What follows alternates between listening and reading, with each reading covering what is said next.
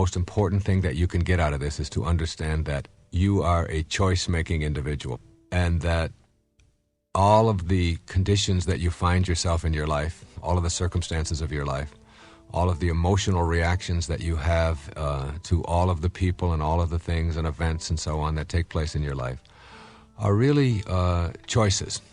And that's a very difficult thing for a lot of people to get, because they're raised to believe that I can't help the way I feel. I have a right to be miserable when somebody treats me in a certain way.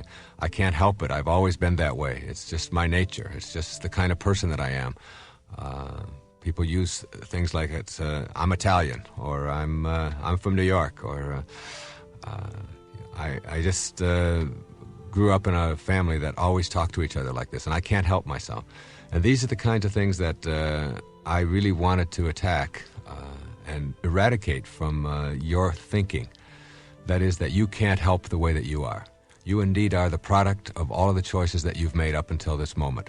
And if you do not like what your life is about, I'm always reminded of James Allen in As a Man Thinketh. He said that circumstances do not make a man, they reveal him. And the circumstances of your life truly reveal what kinds of choices that you have made up until now. Which means that in order to rid yourself of erroneous owns, or get past the negativity and the doubt and the judgment and the kinds of emotional reactions that get in your way, you have to put responsibility first and foremost on yourself. You have to rid yourself of the inclination to blame other people for what is wrong with you, to blame your circumstances, to look backwards in your life and look at your family and come up with all kinds of real nice explanations, but they really don't help you to get past these kinds of emotional reactions. You have one life to live. You have two parts to that life. One part of that life is your physiology, the physical body that you've shown up in, that you find yourself trapped in, that you can never escape while you're here. And you take it with you wherever you go. You can't leave the office in the morning and go home with a different body. You carry it around with you everywhere you go. And then there's the invisible part of you, the part of you that processes everything that you experience in your life. This is your mind, your consciousness, your soul, or whatever you want to call it. It doesn't matter what you label it. It's just understanding that how you process and perceive yourself is determined not by what other people tell you, as much as you'd like to believe that, but in fact by how you have chosen to process yourself. And what you want to learn how to do right off the bat, at the very beginning, is to understand that disliking yourself, or experiencing self-rejection, or putting yourself down, or finding fault with yourself, or looking at your body and telling yourself all the things about it that you don't like. Like you may be too tall, you might tell yourself that you're too short, you might tell yourself that you're too heavy, that you're too light, that you're any number of things, and you can go through every organ in your body. And some people do this very thing and find all kinds of reasons why they don't like this, they don't like that, they don't like the size of their legs, they don't like the size of their breasts, they don't like the way their hair is, they don't like their eyes, they don't like their ears, their nose is too big. It's an endless. And this is like a burden that you place on yourself in your life, and it's something that you want to really begin to process in a different way. And a way to process it is to say, what do I get out of this? What's the point in me disliking myself or finding fault with myself? It's the only self I have. Instead of doing that and keeping myself miserable, what I'm going to do is look in the mirror and say to myself, this is the body that I have shown up in, for whatever reason, whether it was my plan, or whether it was God's plan, whether it was my parents' plan, whether it was a conspiracy, whatever, it is still the reality. And I am going to accept the reality of what I have shown up in and see it as my curriculum to a higher place. The body that you're in, whether it's in a wheelchair, whether it's blind, whether it's deaf, whether it's tall, whether it's short or black, white, whatever it may be, it is still your curriculum. It's what you have to use to get to the highest place that you want to be in your life. So rejecting it is really rejecting your entire life curriculum. And you have to really look at the whole idea of, in our culture, it's almost I think I have been asked the question on talk shows across America more about this particular subject than anything else. And the question is, isn't it selfish? Aren't you promoting selfishness? Aren't you telling people that they should love themselves and reject all other people and so on? And I'd like to put that to rest right here. The first thing you have to ask yourself is, what does it mean to be selfish? To be selfish is to be a burden to another human being. Whenever you find yourself a burden to somebody else or someone else is a burden to you, that is a very selfish act. The person who dislikes himself, believe it or not, is the biggest burden to be around in the world. This is someone who is never happy, doesn't know how to make themselves happy, is using other people to try to get them to be happy, is always blaming other people for the conditions of their life. The person who has self-doubt or self-rejection doesn't know how to enjoy their life. And being around a person who doesn't enjoy their life is burdensome. The person who does love themselves, who feels good about themselves, who, if you ask the question, do you love yourself, there's not even an issue there. There's not even a question involved. It's simply, of course I do. This is me. This is all I have. Of course I love myself. Why wouldn't I? Why would I ever put myself down? It has nothing to do with being conceited or finding fault with other people or making yourself better than anybody else. It has nothing to do with that. It has to do with the simple notion that in order for me to be happy, I have to love myself. In order to be able to be free from being a burden to somebody else, I have to know how to enjoy my life. If I know how to enjoy my life, it means that I am loving the life that I'm having, and that means I'm loving the body that I'm in. I'm loving the self that I am. And therefore, you will not be a burden to anybody else. The person who loves themselves is never a burden to anyone else unless it's conceit. And conceit is just another form of trying to get other people to pay more attention to you.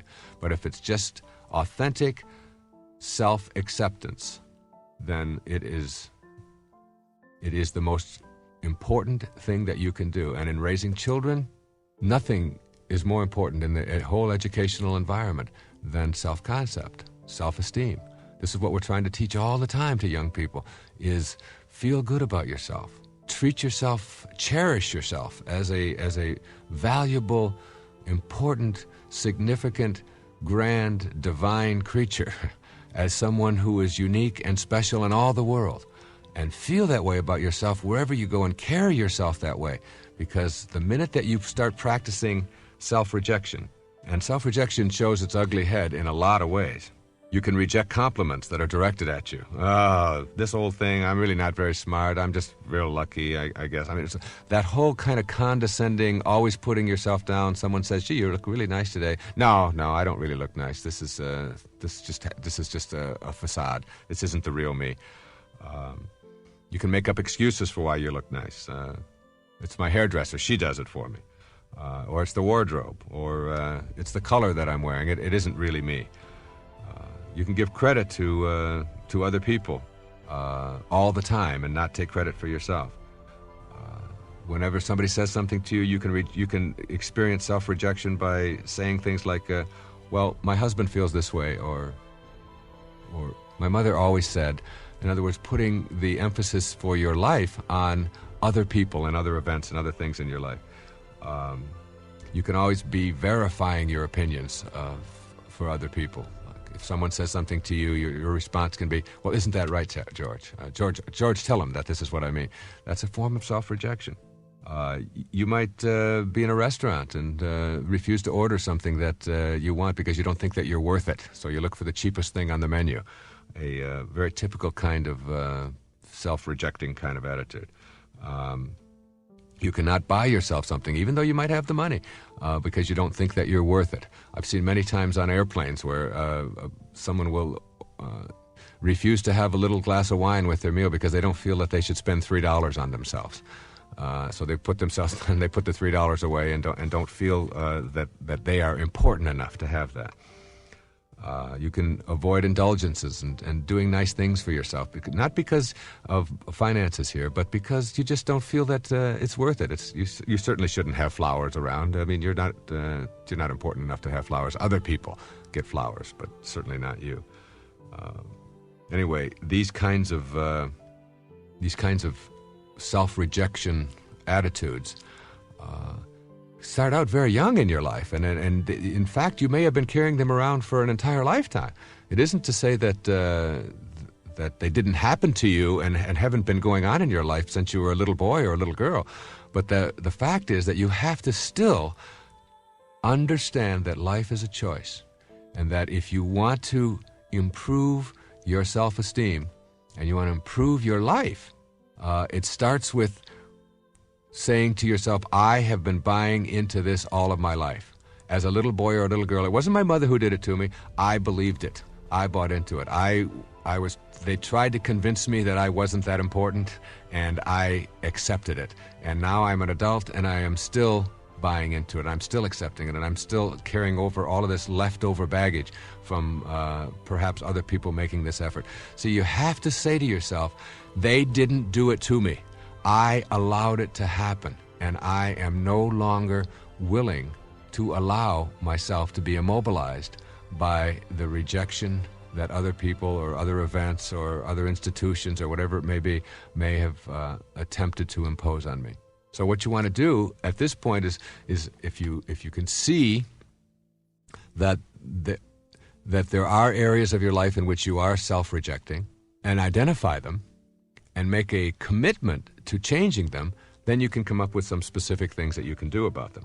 And some of those specifics, those strategies, those techniques that you can use to rid yourself of this self-rejection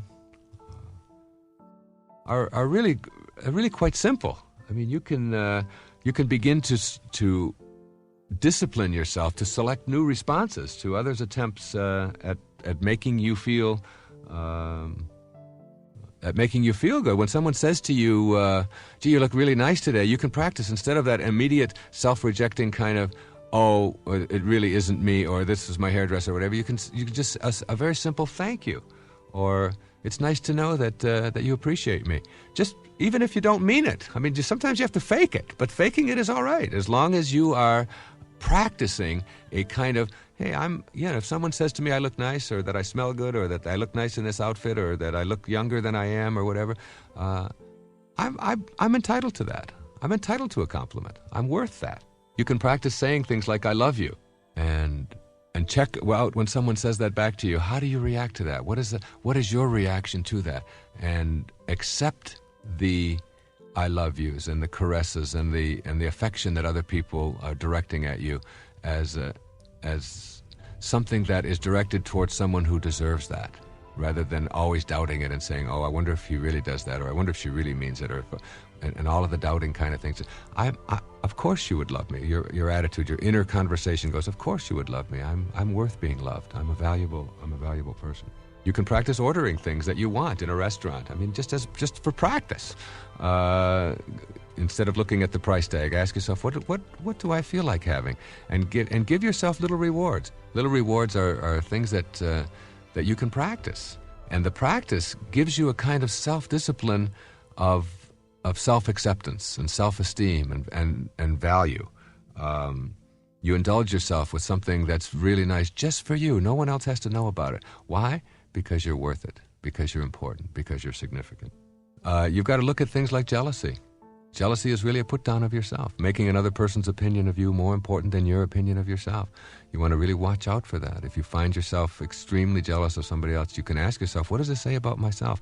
As a matter of fact, you can take every single erroneous zone or every single negative behavior in your life and ask the question, when I'm experiencing this emotionally, what does this say about how I feel about myself? Why would I allow myself to go through this kind of agony, this kind of hurt, this kind of pain, and bring it home to I am no longer going to treat myself as a shabby person who isn't entitled to feel good or to feel positive about himself. I'm not going to do that any longer. And when I'm experiencing anger or guilt or worry or fear or any of the kinds of things that I call erroneous zones, you start with, why am I allowing myself to be in this state of immobilization? Don't I think I'm valuable enough to be beyond that? You are entitled to be happy. You are deserving of happiness. And there is no way to happiness. Happiness is the way. It is a way of living.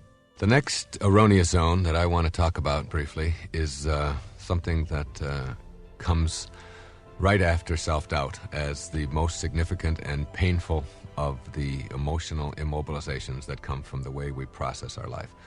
Approval seeking, looking for your value in the approval of others, making other people's opinions more important than your own opinion of yourself, which is exactly what you do every single time you find yourself upset, immobilized, depressed, out of sorts, even unhappy with the way someone else has treated you or behaved towards you. And if you are experiencing an inner kind of discontent as a result of what somebody else has said or done, what you're really saying in that moment is, what that person thinks of me is more important than what I think of myself. And that's the big shift that you want to make. You want to be able to say to yourself, they have an opinion, and their opinion is something that they're very much entitled to. Even their opinion about me is something that they're entitled to. But it doesn't say who I am, and it doesn't validate who I am. Who I am is how I choose to process my life. And if there are certain people in it who do not like what I'm doing, or who find fault with what I'm doing, or who disagree with what I'm doing, or are really even unhappy with what I'm doing, that is normal and in the way of things. One of the great things that you learn when you are involved in political elections is that a landslide, like in the 1972 election, I believe it was George McGovern against Nixon, and it was considered the greatest political landslide in American history. And a lot of people don't realize that about 47% of the people in this country voted for George McGovern for president. In politics, if you get half of the people plus 3% on your side, you got a landslide. So why would you expect everyone that's out there in the world to agree with and understand and behave in ways towards you that are commensurate with what you believe about yourself? If you get half the people, plus a couple, in any given day, to agree with you and to like you and to approve of you, you got a landslide going. You're doing terrific. So when you start learning how to eradicate this approval-seeking disease, the first thing that you do is say that I do not expect people to approve of me. I do not expect them to agree with me. Now, you've been raised on approval-seeking. You've been raised by going through your schools to please the teacher. Your parents very early taught you that getting my approval is more important than anything else. Do what you are told. And yet one of the things we've learned is that children who are raised on blind obedience have higher degrees of prejudice and an inability to make decisions for themselves than any other group. It's obvious. If someone is just told what to think and how to think and what to do and where to go and what their values are and are never allowed to think for themselves, then they will prejudge everyone that they're told to prejudge. They'll hate who they're told to hate, and making decisions will be something that'll be impossible for them to do. They're the kind of people who go around and when they are at a restaurant and they say, someone will say to them, well, what kind of food do you like? Oh, I like Italian. And someone sitting next to them say, Italian? Ugh, I hate it. Well, I don't mean I really like Italian. I mean I like Chinese. Chinese? You like that? It's like bait. I don't really like the Chinese food. I really prefer, and it's like their opinion isn't located within themselves. Their opinion is located in whatever anybody around them is saying. Very much like politicians, who are constantly trying to get the approval of everybody for everything that they say. And if they're talking to a group over here who are, say, pro-guns or whatever, or pro-abortion, whatever, then they will come out and say exactly what they think the audience wants them to hear. And then the next day they'll say something else to a different audience. Now that's one thing in politics, but your life isn't politics. Your life is very personal. And that's what we're talking about here. You do not want to be the kind of person who is always looking at what somebody else is going to say or how they're going to react in order for you to be happy. As a school counselor and a therapist for years and as a teacher, I used to tell my students who would say to me, okay, I agree with you, but I still want their approval. I would always say to them, look, I want approval too. I mean, I go out in front of an audience, and when I finish, they give me a standing ovation. I'm really happy. That makes me feel very, very good. I love approval. I want approval. I enjoy approval, but I don't need approval. A need is something that you can't survive without. I need oxygen. I will admit to that. And I need sleep, and I need to be held and loved, and I need, there's a whole lot of needs that I have. Most of them are in the physiological area, and many of them are in the psychological as well. But approval is not one of them. If you need approval, what that means is that you become immobilized without it. Like if someone in this room suddenly started taking the oxygen out of this room, I would become immobilized and die. That's a need.